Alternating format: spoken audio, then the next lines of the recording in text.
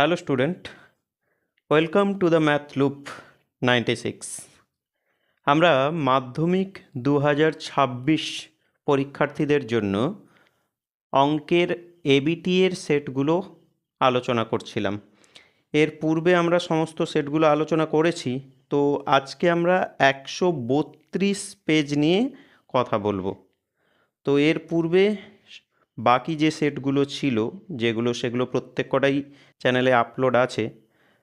যারা দেখোনি এখনও পর্যন্ত তারা যদি চাও তাহলে দেখতে পারো, আর ভিডিওটি শেষ পর্যন্ত দেখো, আশা করি তোমাদের কাজে আসবে, সাহায্যে আসবে। আর চ্যানেলে যদি নতুন হয়ে থাকো অবশ্যই চ্যানেলটিকে সাবস্ক্রাইব করে দিও।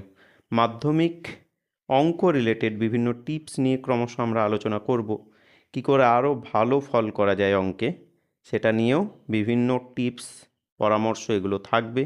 তো চলো আর দীর্ঘায়িত করছি না, 132 পেজ নিয়ে আজকে আমাদের কথা হবে। তাহলে 132 পেজের অঙ্কের সেট দেখি। 132, হ্যাঁ। এমসিকিউ প্রথমে দেখব। একের দাগ কি দেখাচ্ছে আমাদের? কোনো মূলধন 8 বছরে দ্বিগুণ হলে সুদের হার আমরা বের করতে চাইছি। হলো, খুব সোজা একটা প্রশ্ন, পরিচিত একদম। একের এক করেছো আগে তোমরা অবশ্যই। কোনো মূলধন তো বুঝতে পারছি না, তাহলে ধরে নিলাম আমরা মূলধন হচ্ছে গিয়ে পি টাকা। আচ্ছা, অনেকে এক্ষেত্রে প্রশ্ন করে, স্যার এমসিকিউ কি করে দেখাতেই হবে? না, সেরকম কোনো বিষয় নয়, কিন্তু তবে তোমার কনফিডেন্ট যদি থাকে যে এই প্রশ্নের আনসার আমি জানি, এটাই আমরা করেছি অনেকবার, সেক্ষেত্রে কোনো ব্যাপার নয়। এমসিকিউতে তোমার অপশান সঠিক হলে তুমি নাম্বার পেয়ে যাবে। তবে করে যদি দেখাও তাহলে তুমিও মনের দিক থেকে একদম আত্মবিশ্বাসী হলে, হ্যাঁ আমার একদম কাজটা সঠিক হচ্ছে, তো করে দেখানোটাই বেস্ট, আমার তাই মনে হয়। এবং প্রত্যেকের আমি তাই পরামর্শ দিয়ে থাকি যে তুমি করে দেখাও কাজটা। তো ধরে নিলাম আমরা মূলধন হচ্ছে পি টাকা। কোনো মূলধন 8 বছরে দ্বিগুণ হলে, আচ্ছা ছিল পি, যদি বেটা দ্বিগুণ হয় তাহলে এটাকে আমরা বলবো কত? 2p। দ্বিগুণ হলো তাহলে এটা কি? না, এটা হচ্ছে আমার এ অ্যামাউন্ট। আচ্ছা বাবু, আসল পি, সুদ আসল হলো 2p, স্পষ্টতই আমরা সুদ নির্ণয় করতে পারি। আই কত হলো? 2p minus P.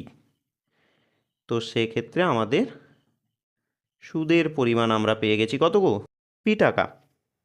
8 বছর সময়টা দেওয়া আছে, সুদের হার বের করতে হবে। সরল সুদের ক্ষেত্রে আমরা সুদ নির্ণয়ের সূত্র জানিই তো, আই সমান সমান পি টি আর বাই 100। হলো, চলো আমাদের ডেস্টিনেশন কোথায় ছিল? আর সুদের হার, ক্রমশ মান পুট করতে থাকো। আই কত? পি। ডেস্টিনেশন যদি আর হয়, এটা যদি বের করতে থাকি আর বাদ দিয়ে বাকি সবগুলোকে তাড়াও ওখান থেকে, তাহলে আয়ের ভ্যালু দিলাম, হ্যাঁ। এবার 100টা ভাগ ছিল, এদিকে গুণ হলো। এই পি এবং টি যারা লবে ছিল তারা তাহলে এদিকে হরে বসলো। হলো, এইবার আচ্ছা টিটা একদম বসিয়ে দিলেই তো হয়। 8 বছর, 8 বছর সময়টা এক্ষেত্রে 8, 8 বসিয়ে দিলাম। আর সমান সমান রইল কত তোমার? আর হলো, তাতে করে পিপি যদি কাটাকুটি হয়ে যায়, তোমার আর এর ভ্যালু দাঁড়াচ্ছে কত? এটাও একটু কেটে দাও, 4-এ কাটো, 4 2 8, আর এটা হচ্ছে তোমার 4 25। তাহলে ওভারঅল হচ্ছে 25/2, অর্থাৎ 25/2 বলতে কত? 12.5, 12.5। এটা হচ্ছে আমাদের আনসার, হুইচ ইজ অপশান কোনটা গো? অপশান 12.5। তুমি দেখে নিও, 12.5 কিন্তু তোমার অপশান সিতে যাচ্ছে, এই যে। হলো, আচ্ছা চলো পরেরটা দেখো, 2-এর দাগ। এ প্লাস বি সমান দেখাচ্ছে √15, এ মাইনাস বি সমান দেখাচ্ছে এটা, তাহলে বলছে এ ইন্টু বি, এ বির মান কত? খুব সোজা আর একটা কাজ। তাহলে আমরা 2-এর দাগ দেখছি যে এ প্লাস বি সমান সমান হচ্ছে গিয়ে √15, তাই দেখাচ্ছে। আর কি দেখছি আমরা? এ মাইনাস বি সমান সমান আমরা দেখছি কত? না √7। বের করতে হবে কি আমাকে? এবি। আচ্ছা বাবু, এবির সূত্রটা আমরা একটু মনে করার চেষ্টা করি। এবি কী ছিল? A plus B by two তার whole square minus A minus B by two তার হোল স্কোয়ার। স্বাভাবিক? ফাটাফাট করে মানটা পুট করো। এ প্লাস বি কত বলছে না √15 দিলুম, by two overall whole square দেওয়া ছিল। একই গল্প এক্ষেত্রেও বরাদ্দ থাকলো, তাই না? ওকে, ভেঙে দাও এটা দেখি। রুট স্কোয়ার একই সঙ্গে থাকলে সে বেটা ক্যান্সেল হয়। তাহলে 15/2 স্কোয়ার হচ্ছে 4, তোমার এক্ষেত্রে তাহলে 7/4 হয়। স্পষ্টতই 4 আমাদের লসাগু। ক্লিয়ার? তাহলে যদি তাই হয়ে থাকে 15 মাইনাস 7, ক্লিয়ার, হচ্ছে কত? 8। তাহলে 4 2 8, তাহলে আমাদের 2 হয়ে যাবে এই প্রশ্নের উত্তর। আচ্ছা 2 দেখো কোথায় দেওয়া আছে, এই যে বি চলে যাচ্ছে, এটার কারেক্ট আনসার হলো অপশান বি যাবে। তাহলে এটার উত্তর হচ্ছে বি, অপশান লিখবে এভাবে। নেক্সট চলে এসো, পরের গল্পটা দেখি আমরা, ভালো করেই দেখি। তো আমরা দেখছি যেটা এবিসি, এবিসি এর এসি সমান সমান বিসি। আচ্ছা আমরা একটু ত্রিভুজ ভাববো এটাকে, ত্রিভুজ এবিসি। তো ত্রিভুজ এবিসি এর এসি সমান সমান বিসি এবং একটা ইকুয়েশান দেওয়া আছে এবি স্কোয়ার সমান 2 অফ এসি স্কোয়ার। তাহলে অ্যাঙ্গেল সি এর মান কত? যারা প্র্যাকটিস করেছো তারা তো জানোই স্যার এটা 90 ডিগ্রি হয়। আর যারা মনে হচ্ছে আমার কাছে একটু খটোমটো লাগছে স্যার কী করে 90 হয়, একটু তাহলে দেখেই নিই ভালো করে, হলো দেখে নিই একটু ঠিক করে, তবে এরপরে কিন্তু আর ভুল করা নিষেধ একদম। নাম্বার 3, তাহলে আমরা 3-এর দাগ দেখছি। এবিসি একটা ত্রিভুজের প্রসঙ্গ এলো, ত্রিভুজ আগে তৈরি করলাম এ বি সি। আচ্ছা প্রশ্নে এরপরে কি ডেটা দিয়েছে তোমাকে? এসি সমান বিসি। প্রশ্ন বলছে এই এসি সমান হচ্ছে তোমার, এসি সমান হচ্ছে তোমার বিসি, এইটা এসি আর বিসি নাকি সমান। আর কি বলছে তোমাকে? আর বলে দিয়েছে এবি স্কোয়ার সমান সমান 2 অফ এসির স্কোয়ার। হলো? তাহলে অ্যাঙ্গেল সি, এই যে কোণটা দেখছো, এই যে কোণটা দেখছো, এই কোণটার মান বের করতে হবে। আচ্ছা একদম সহজভাবেই আমরা ভাবি বাবু, 2ac স্কোয়ারকে আমরা যদি এসি স্কোয়ার যোগ এসি স্কোয়ার এভাবে লিখি নিশ্চয়ই ভুল করছি না। ক্লিয়ার? ওকে চলো। আচ্ছা এইবার খেয়াল করো, প্রশ্নেই ডেটা দেওয়া আছে যে এসি এবং বিসি নাকি পরস্পর সমান। আমরা বলছি না, প্রশ্ন বলছে। তাহলে একটা এসিকে চেঞ্জ করি, ওই এসি খারাপ হয়ে গেছে, হলো, তো ওই এসিটাকে চেঞ্জ করে আমরা এসির পরিবর্তে বিসি দিলাম। ওকে, স্কোয়ার যেমনি ছিল যোগ এসি স্কোয়ার। হলো? মোদ্দা গল্পটা দাঁড়াচ্ছে এখন, ভালো করে যত্ন করে খেয়াল করো, AB square AB square AB square, এই যে এবি স্কোয়ার সমান হচ্ছে বিসি স্কোয়ার, বিসি স্কোয়ার যোগ এসি স্কোয়ার। বাবু এটা কি? এ তো পিথাগোরাস থিওরেম বলছে, তাই না?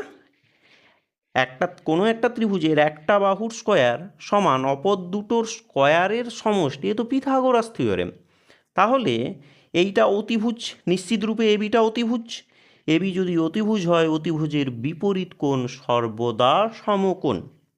তাহলে এই কোণটা অ্যাঙ্গেল সি, অ্যাঙ্গেল সি হচ্ছে গিয়ে আমাদের 90 ডিগ্রি যাবে, 90 ডিগ্রি সমকোণ। হ্যাঁ কি না বলো? ওকে ওকে চলো চলো, তাহলে এটা হচ্ছে অপশান এ চলে যাচ্ছে কারেক্ট, 90 ডিগ্রি।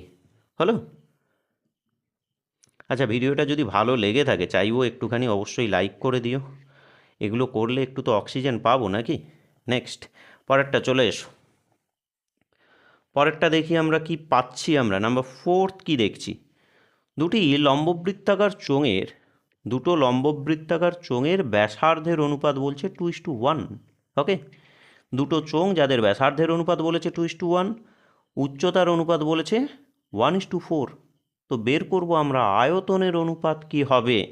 একদম সহজতম আর একটা গল্প নাম্বার 4 নিয়ে আমরা কথা বলবো। দুটো চোঙ জানতে চেয়েছে ফিনিশিংটা যে ওদের আয়তনের অনুপাত। বাবু চোঙের আয়তন কি হয় মনে করো, মনে করো না পাই আর স্কোয়ার এইচ, দুটো চোঙ, তাই জন্য এখানে R1 দিয়ে দিলাম, H1 দিয়ে দিলাম, প্রথম চোঙ। দ্বিতীয়টার জন্য এমসিকিউ করছো, বেশি বাড়িয়ে কিচ্ছু হবে না, একদম শর্টে শর্টে করো। তাহলে দ্বিতীয়টার জন্য পাই আর স্কোয়ার এইচ হলো। যেহেতু 2 নম্বর চোঙ, তাহলে এইগুলোতে সব 2 লিখে দিই। পাই পাই কাটলো, বেঁচে থাকে যেটা আর স্কোয়ার হলো। প্রথমটার ব্যাসার্ধ। আনুপাতিক দৃষ্টিভঙ্গিতে আমরা দেখছি দুটো চোঙের ব্যাসার্ধের অনুপাত 2:1, অর্থাৎ প্রথমটার 2 একক হলে দ্বিতীয়টার 1 একক হয়। দেখতে পাচ্ছ না তো? বইটা রেখো একটু কাছে। এই যে ব্যাসার্ধের অনুপাত বলছে কত না স্যার 2:1, তো প্রথমটার যদি আমরা 2 একক ধরি, দ্বিতীয়টার 1 একক ধরবো, তাহলে ব্যাসার্ধগুলো ফ্যাটাফ্যাট করে বসিয়ে দিই। প্রথমটার হচ্ছে 2 একক, পরেরটার হচ্ছে 1 একক, স্কয়ার ছিল বজায় থাক, ইন্টু, এবার আমরা উচ্চতাগুলো বসিয়ে নিই। উচ্চতার অনুপাত কত আমরা দেখছি? উচ্চতার অনুপাত বলছে 1:4, তাহলে এখানে 1 দিয়ে দিই, এখানে 4 দিয়ে দিই, হলো না? তাহলে কি হলো দেখো, 2 স্কোয়ার হচ্ছে গিয়ে 4 গুণ 1, অর্থাৎ সেই 4 হয়। 1 স্কোয়ার 1 গুণ 4, অর্থাৎ 4/4 মানে কি হলো 1:1 হয়ে যায় আমাদের আনসার। তো এই প্রশ্নের আনসার আমরা পেয়ে গেলাম কত? 1:1, which is answer option B যাচ্ছে আমাদের সঠিক, 1:1। এই যে উচ্চতার অনুপাতটা 1:4 ছিল। বোঝা গেল তো নাকি? ওকে, চলে যাও নেক্সট, আমরা পরেরটা দেখি। আমরা 5-এর দাগ দেখি। এটা দেওয়া আছে যে সাইন 2θ ইন্টু সেক 70 ডিগ্রি সমান সমান 1। তাহলে জানতে চেয়েছে আমাদেরকে এখান থেকে যে থিটার মানটা তাহলে কি দাঁড়াচ্ছে, এইটা আমরা উদ্ধার করব। হলো, একদম সহজ। আর একটা গল্প দেখাই যাক ভালো করে। 5-এর দাগ দেখছি আমরা কি না সাইন 2θ, সাইন 2θ ইন্টু বলছে সেক 70 ডিগ্রি সমান সমান 1। এখান থেকে আমাদের ডেস্টিনেশান কি হবে? বের করতে হবে থিটা সমান সমান কত, এই জায়গাতে পৌঁছাবো। একদম সোজা, ঘাবড়ানোর কিচ্ছু নাই। কি করছি আমরা এখান থেকে? সাইন 2θ সমান সমান আমরা এখান থেকে লিখতে পারি 1/sec, লিখতে পারি, গুণ ছিল তো, তাহলে ভাগ হলো। আচ্ছা একটু খেয়াল করে দেখো 1/sec কী হয় না, এ তো স্যার কস থিটা হয়ে যায়। থিটা বলতে 70 ছিল এদিকে, আর এদিকে ছিল তোমার কাছে সাইন 2θ, হ্যাঁ কি না? আচ্ছা, এইবার মজার বিষয়টা কি, খেয়াল করে দেখো বোথ সাইডে যে ত্রিকোণমিতিক অনুপাত দুটোকে আমরা দেখছি, তারা কিন্তু পূরক কোণের দিক থেকে রিলেটেড, অর্থাৎ ত্রিকোণমিতিক পূরক কোণের অনুপাতের দিক থেকে রিলেটেড।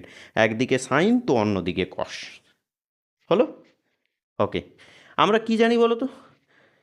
সাইন থিটা সমান সাইন অনুপাতের পর, ত্রিকোণমিতিক অনুপাতের পর যে অংশটাই থাক না কেন, ওটাকে আমরা থিটাই ধরছি।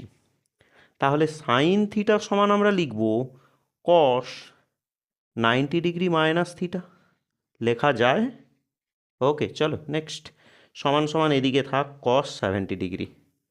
এবার কি করলাম, বোথ সাইড থেকে কস ভ্যানিস, বাদ দিয়ে দিলাম। বেঁচে গেছে তোমার 90 ডিগ্রি মাইনাস 2θ সমান সমান কী হলো 70 ডিগ্রি। তাহলে এখান থেকে তুমি লিখছো মাইনাস 2θ সমান সমান 70 ডিগ্রি মাইনাস 90 ডিগ্রি, লিখছো তুমি এটাকে -20 ডিগ্রি লিখছো। তো বোথ নেগেটিভ যদি মনে মনে তুমি বাদ দিয়ে দাও, কেটেই দাও, তাহলে থিটা সমান সমান 20 ডিগ্রি/2, তাহলে হলো কত স্যার 10 ডিগ্রি এর আনসার হবে। বোঝা যাচ্ছে কি? তাহলে এর আনসার হচ্ছে কত 10 ডিগ্রি, 10 ডিগ্রি। তাহলে আচ্ছা আমরা এর আনসারটা কোথায় দেখছি গো? এর আনসারটা আমরা দেখছি অপশান সিতে আছে 10 ডিগ্রি, হলো। নেক্সট চলে যাও, পরেরটা আমরা দেখছি 6-এর দাগ। বলছে এই সংখ্যাগুলোর গড় নাকি কত দেখাচ্ছে? গড় দেখাচ্ছে 8। আচ্ছা আমরা গড়ের সূত্র কি জানি? আমরা গড়ের সূত্র জানি মান সমষ্টি বাই মান সংখ্যা, তাই জানি তো। সংখ্যাগুলো কি কি দেখছি বলো তো? 6 দেখছি, 7 দেখছি, সরি এখানে এক্স ছিল, এক্স দেখছি, 8 সেই সঙ্গে ওয়াই এবং 9 দেখছি। কটা সংখ্যা আছে গুনে ফেলো ফাটাফাট করে। 1 2 3 4 5 6, তো 6টা সংখ্যা। প্রশ্নানুসারে সংখ্যাগুলোর গড় হচ্ছে 8। আচ্ছা, আমরা আমাদের মতো করে যদি গড় লিখতেই চাই, কটা সংখ্যা? 6টা বললাম। তাহলে এদের যোগ করব, 6 দিয়ে ভাগ করব। আমাদের দৃষ্টিভঙ্গিতে এটাই গড়, বাট প্রশ্নে দেখছি গড় নাকি কত? 8 দেখাচ্ছে, তাই তো? তাহলে দুটো সমান করে দাও। এবার এটাকে ক্যালকুলেট করে ফেলো, ফাটাফাট করে ক্যালকুলেট করে ফেলো, দেখো কি আসে। তাহলে এটাকে যোগ করে দেখো আগে কত তোমার দাঁড়ায়। তো যোগফল আমাদের কত এসছে করে দেখো, 30 আসবে। 30, সেই সঙ্গে কে ছিল? এক্স যোগ ওয়াই।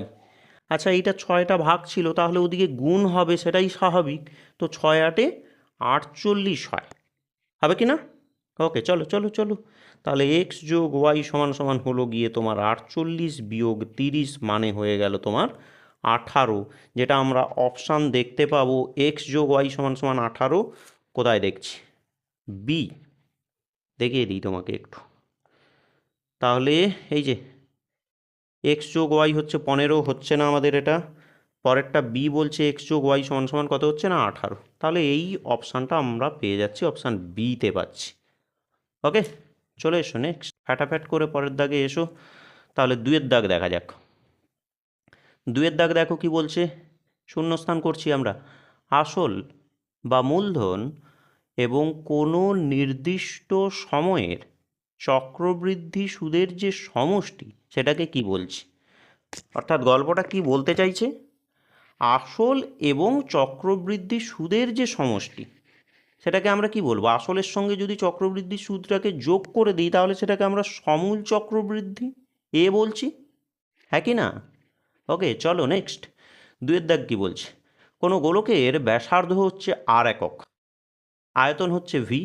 তাহলে ভি ভ্যারাইজেস, এখানে ড্যাশ বলছে, ভি সমানুপাতি, এখানে ড্যাশ বলছে। তাহলে আমরা কি লিখব? ওকে, খুব সুন্দর একটা প্রশ্ন। তাহলে আমরা 2-এর দাগ থেকে, 1-এর দাগ তো বলেই দিলাম, 2-এর 1-একটা, তো 2-এর দাগ থেকে আমরা 2 দেখব। গোলকের ব্যাসার্ধ দেখাচ্ছে আর এবং আয়তন বলছে ভি। তাহলে এদের মধ্যে সম্পর্কটা কি? তার আগে তুমি আমাকে বলো, গোলকের যে আয়তন, সেই গোলকের আয়তনের ফর্মুলাটা কি হয়? গোলকের আয়তন বলছে 4/3 পাই আর কিউব হয়, এটা আমরা জানি গোলকের আয়তন। তো সেক্ষেত্রে প্রশ্নে বলেছে আয়তন নাকি কত না ভি, আয়তন নাকি বলেছে কত না ভি। তাহলে দুটো পরস্পর সমান হতে পারে, হতে পারে অবশ্যই। আচ্ছা, তুমি এবার একটা কথা ভাবো, এখানে তোমাকে অপশানটা যেটা রেখেছে কি? ভি সমানুপাতি একটা ড্যাশ।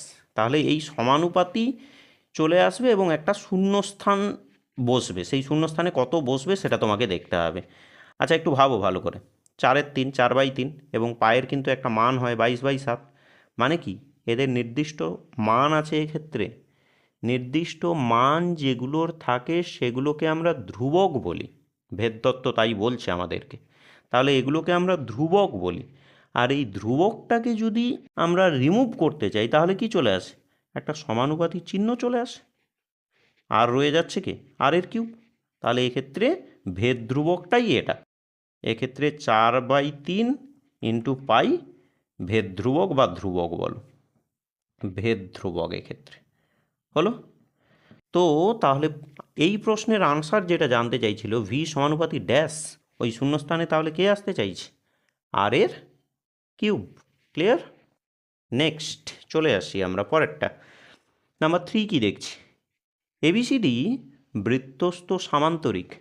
এবিসিডি নাকি বৃত্তস্থ সামান্তরিক? তুমি তার আগে একটু আনসার দাও দেখি। বৃত্তস্থ সামান্তরিক কি হয়? না, বৃত্তস্থ সামান্তরিক আমরা তো পড়েছি, এটা নিশ্চিত একটা আয়তকার চিত্র, তাই তো? আমরা পড়েছি অলরেডি। তো এবিসিডি হচ্ছে বৃত্তস্থ সামান্তরিক, তাহলে অ্যাঙ্গেলে কত হবে? যেহেতু এটা বৃত্তস্থ সামান্তরিক, তাহলে আমি একটু ছবি আঁকি, তাহলে আরও তোমাদের ক্লিয়ার হয়ে যাবে।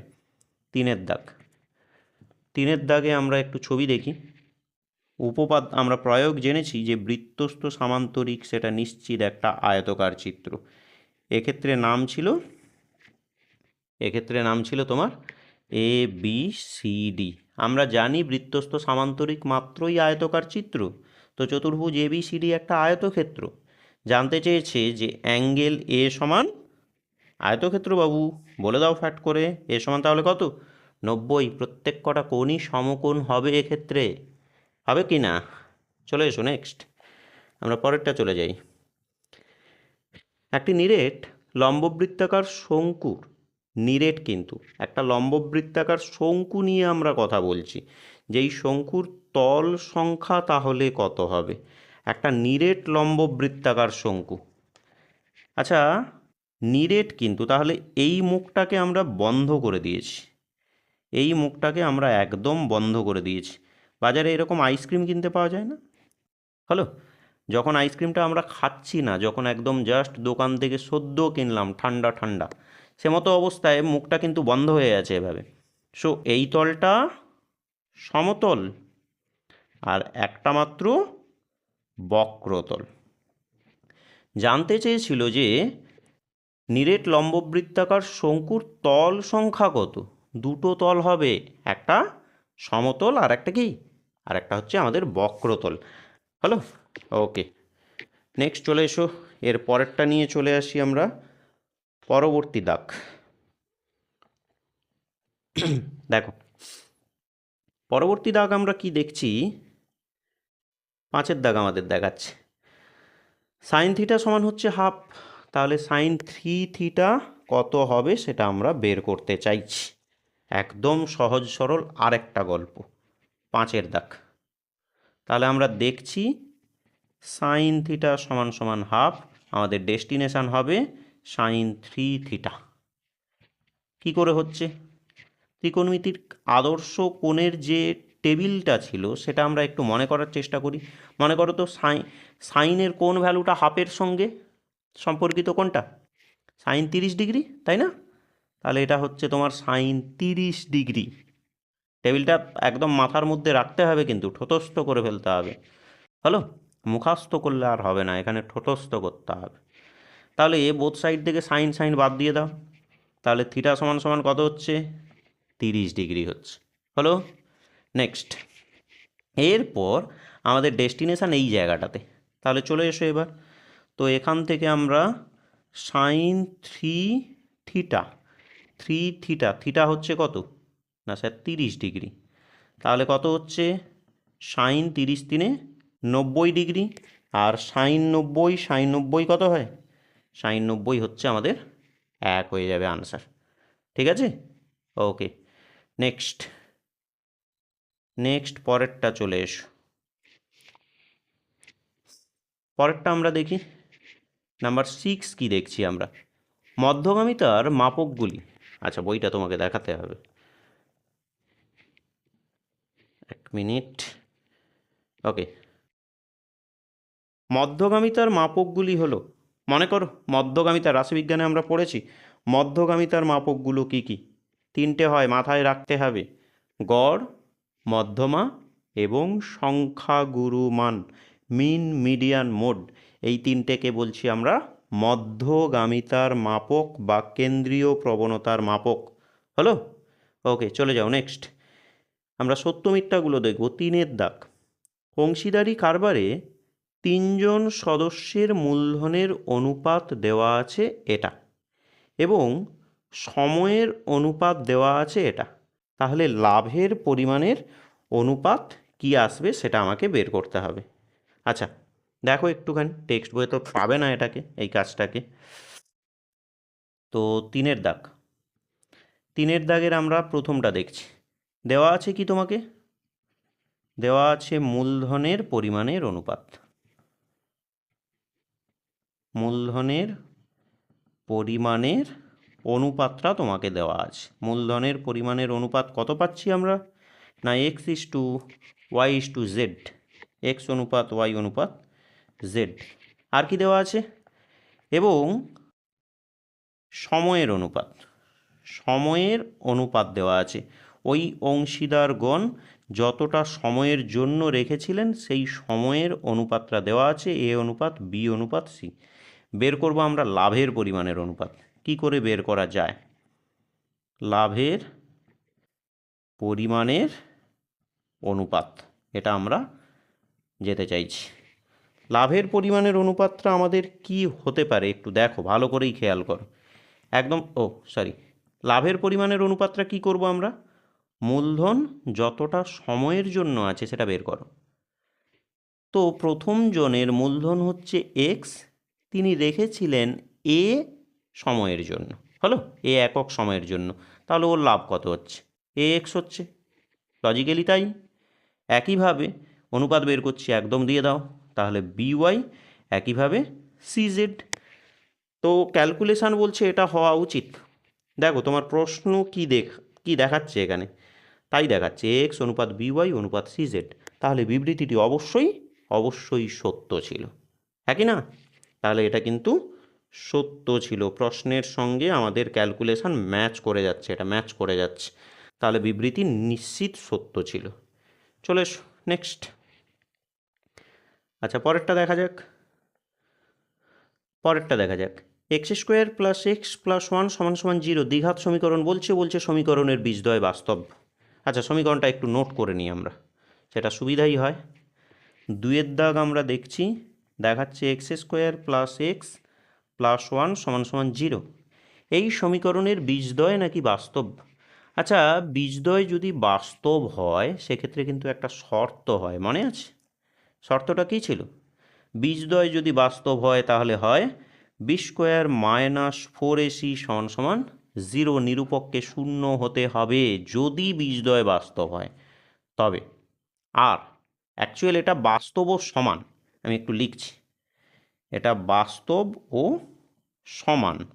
আরও একটা হয় B square minus 4ac greater than 0, এক্ষেত্রেও কিন্তু বীজদ্বয় বাস্তব, বাট বাস্তব ও কী হবে বলো? অসমান, তাই তো? তাহলে হয় বি স্কোয়ার মাইনাস 4ac-কে 0 হতে হবে, নতুবা কী হতে হবে? 0-এর থেকে বড় হতে হবে। যদি হয় তাহলে বলবো বীজদ্বয় বাস্তব কিন্তু। তো আমরা এখানে দেখি ক্যালকুলেট করে, এই প্রশ্নের নিরূপক কী হচ্ছে? B square. বি বলতে কত বলো? বি বলতে এক্ষেত্রে 1 যাচ্ছে, তাহলে 1 square minus 4ac, AC calculate করো, এ হচ্ছে কত? এ হচ্ছে স্যার 1, এক্স স্কোয়ারের সহগ, সি হচ্ছে স্যার 1, তাহলে 1 স্কোয়ার 1 মাইনাস 4, রেজাল্ট দাঁড়াচ্ছে কত না -3, নেগেটিভ এসছে। আচ্ছা আর একটা শর্ত ছিল তো, মনে আছে তো? B square minus 4ac less than 0, যদি হয় সেক্ষেত্রে কি হয় না, এক্ষেত্রে বীজদ্বয় কাল্পনিক হয় না এরকম কিছু, এক্ষেত্রে আমরা নেগেটিভই দেখছি, তাহলে কি আমরা বীজদ্বয়কে বাস্তব বলবো? নিশ্চিত নয়। বাস্তব হতে গেলে নিরূপককে হয় 0 হতে হবে, 0-এর সঙ্গে সমান হতে হবে, আদার্স 0-এর থেকে বড় হতে হবে। এক্ষেত্রে দেখতে পাচ্ছি নেগেটিভ এসছে, নেগেটিভ ঋণাত্মক এসছে, তাহলে ঋণাত্মক মানে তো 0 অপেক্ষা কম, ছোট, তাহলে এরকম তো কিছু হয় না, এরকম কোনো শর্ত এক্সিস্ট করে না, তাহলে এটা কিন্তু একদম মিথ্যা ছিল, তাই তো? বিবৃতিটি মিথ্যা ছিল, এটা বোঝা গেল কি? ওকে চলো নেক্সট। পরীক্ষা কিন্তু আর মাত্র কয়েকটা দিন, জমিয়ে পড়াশোনা করো, কিন্তু অঙ্কে একটু সময় দিতে হবে, সমস্ত বিষয়গুলোকেই পড়াশোনা করবে, আর চেষ্টা করবে যে অঙ্কটাকে একটু দুপুরে একটু ভারী সময় দিয়ে অঙ্কটাকে করার, হলো? আর সেই সঙ্গে অবশ্যই শুধুমাত্র তুমি টেস্ট পেপার নিয়ে মেতে থাকছো তা করলেও হয় না, কিন্তু টেস্ট পেপার তো করবেই, সঙ্গে টেক্সট বইয়েরও কিন্তু হাতছাড়া করা চলবে না, টেক্সট বইটাকেও ইকুয়ালি গুরুত্ব দাও, উদাহরণগুলো খুঁটিয়ে প্র্যাকটিস করো। আর আমি কিছুদিন পর কিছু গুরুত্বপূর্ণ যেগুলো পরীক্ষায় আসার সম্ভাবনা রয়েছে টেক্সট বই থেকে, সেগুলো নিয়েও কথা বলবো।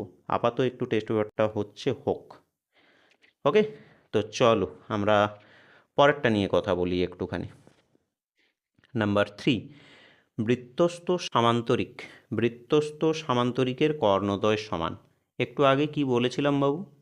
যদি হয় বৃত্তস্থ সামান্তরিক তাহলে ওটা অবশ্যই আয়তকার চিত্র, বলেছিলাম চলো আরেকবার আমরা দেখেই নিই, বুঝে গেছো, আরেকবার আমরা দেখেই নিই।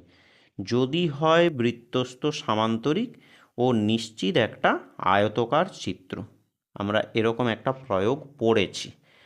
তো এটা 3-এর দাগ নিয়ে কথা হচ্ছে আমাদের।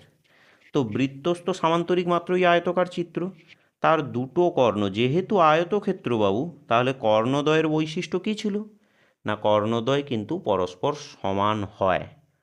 প্রশ্ন যেটা দিয়েছে বৃত্তস্থ সামান্তরিকের কর্ণদ্বয় সমান, একদম ঠিক বলছে তো, যেহেতু আয়তক্ষেত্র কর্ণ দুটো কিন্তু সত্যি সত্যি পরস্পরের সমান হয়ে থাকে, তাই না? ওকে, চলো নেক্সট।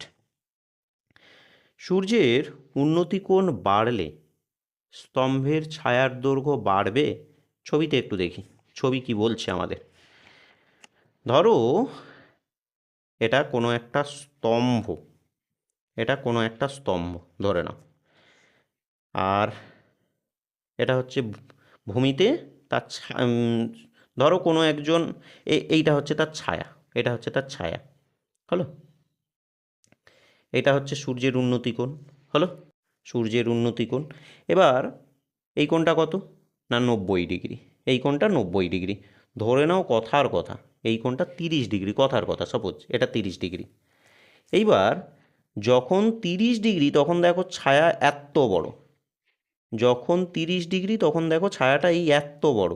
এবার ধরো 30 থেকে এটা 45 হচ্ছে, 45 কিন্তু, তাহলে ক্রমশ আমি 90-এর দিকে নিশ্চয়ই এগোবো। 30 ক্রমশ 40 50 এরকম করে এগোবো, ক্রমশ 90 আসবে। তো ধরো 45 হচ্ছে, তাহলে আরও এগিয়ে গেলাম খুঁটির দিকে, স্তম্ভের দিকে এগিয়ে গেলাম। এমতো অবস্থায় দেখো উন্নতিকোণটা এইটা, উন্নতিকোণটা এইটা, তাহলে ছায়াটা কিন্তু আগের তুলনায় কমে গেছে, দেখো এইটুকুখানি ছায়া এসছে। তো প্রশ্ন যেটা তোমাকে বলেছে যেটা, যে সূর্যের উন্নতিকোণ বাড়লে স্তম্ভের ছায়ার দৈর্ঘ্য বাড়ে, আদতেও বাড়ে না, ওটা কমে, ছায়ার দৈর্ঘ্য কিন্তু কমে। তাহলে এটা কিন্তু কী ছিল? মিথ্যা ছিল।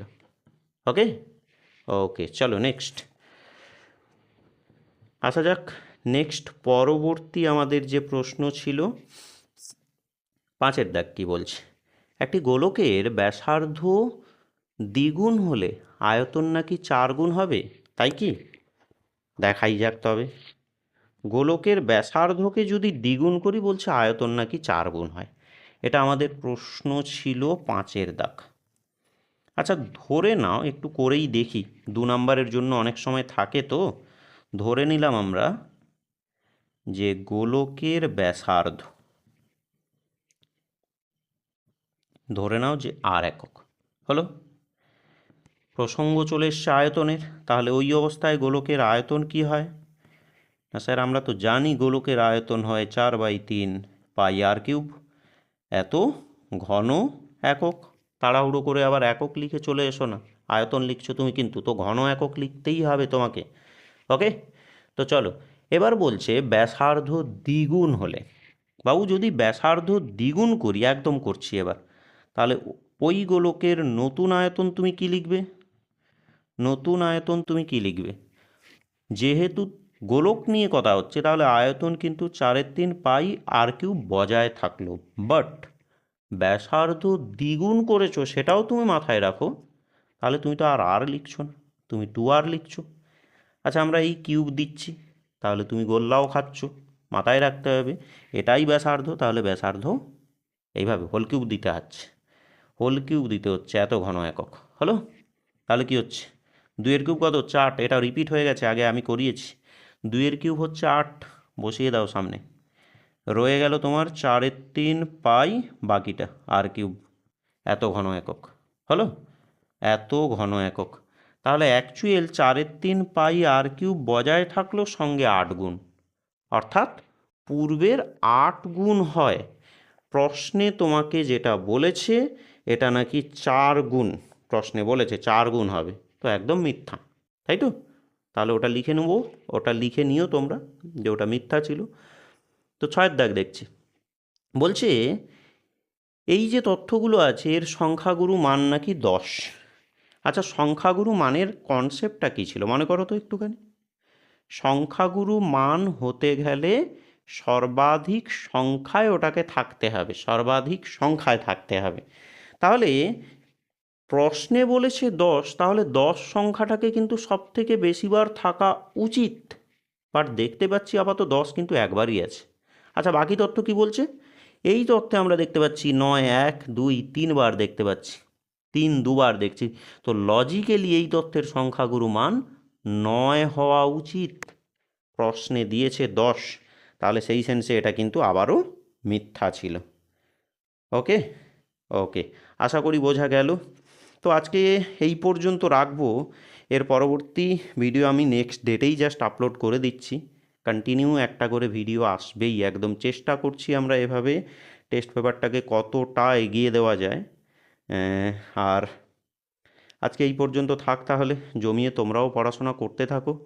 আর ভিডিওটা যদি তোমাদের কাছে ইনফরমেটিভ মনে হয় তাহলে অবশ্যই একটা লাইক করে দিও নাকি।